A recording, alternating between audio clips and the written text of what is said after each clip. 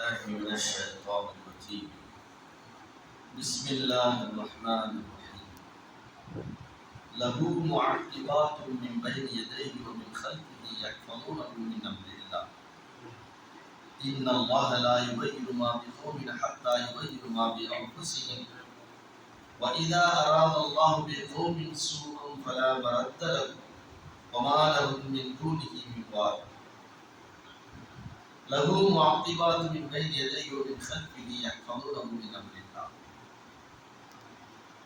அந்த அல்லாஹ்வுக்கு இருக்கின்றார்கள் மனிதர்களுடைய எதிரிலும் அவர்களுக்கு பின்புறத்திலும் அல்லாஹ்வுடைய கட்டளையிலிருந்து அவர்களை பாதுகாக்கக்கூடிய வானவர்கள் தொடரக்கூடியவர்களாக இருக்கின்றார்கள்.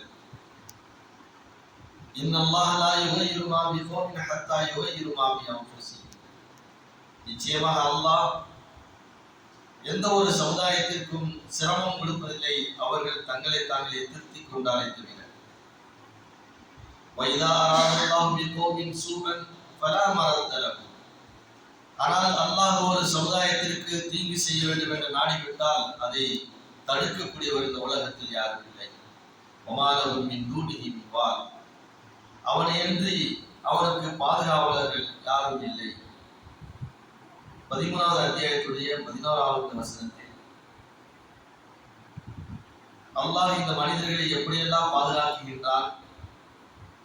அதற்கடுத்ததாக அல்லாஹ் எந்த ஒரு மனிதராக இருந்தாலும் சரி அல்லது எந்த ஒரு சமுதாயமாக இருந்தாலும் சரி அவன் தீங்கு இழைக்க வேண்டும் என்று நாடுவதில்லை. தங்களை தாங்களே அவர்கள் திருத்திக் கொண்டாரே என்ற இந்த வசனத்தில் முதலாவதாக அவன் சொல்லும் பொழுது லஹும் முஅக்கிபாத்தும் மின் பைனி யதைஹி வ மின் கல்ஃபிஹி யஹ்ஃபதுனஹு.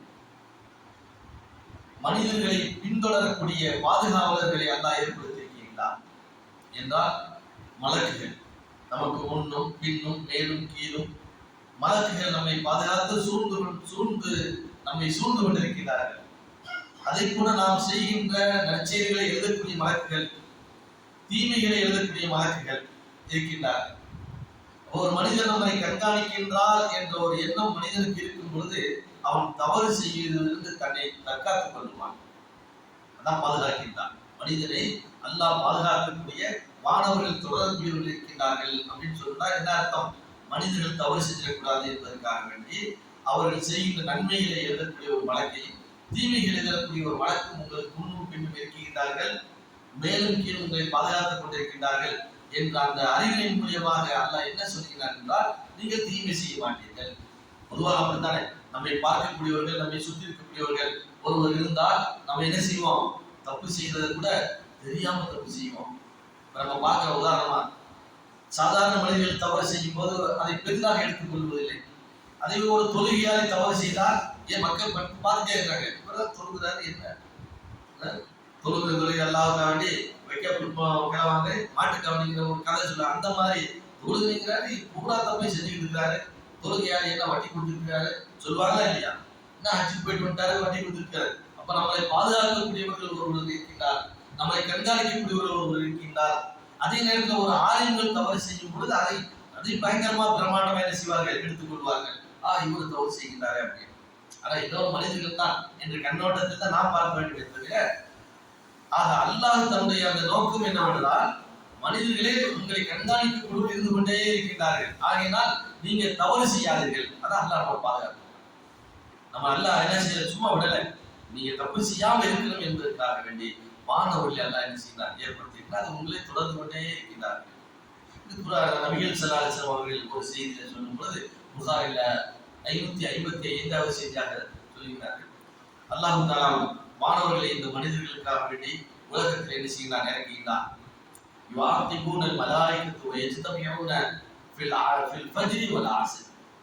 அஸ்ர்லையும் ஃபஜ்ர்லையும் வானவர்கள் வந்து இறங்குகின்றார்கள். அப்பொழுது அல்லாஹ் கேட்கின்றான், மா தரக்கும் இபாதி, என் அடியாரை என்ன மாதிரி விட்டுட்டு வந்தீங்க, கைஃப தரக்கும், எப்படி விட்டு வந்தீர்கள் அப்படின்னு அல்லாஹ் கேட்கின்றார். அப்பொழுது அந்த மாணவர்கள் சொல்கிறார்கள், அவர்கள் எல்லாம் தொழுகையாளியாக நாங்கள் விட்டு வந்திருக்கிறோம் என்று அல்லாஹ்.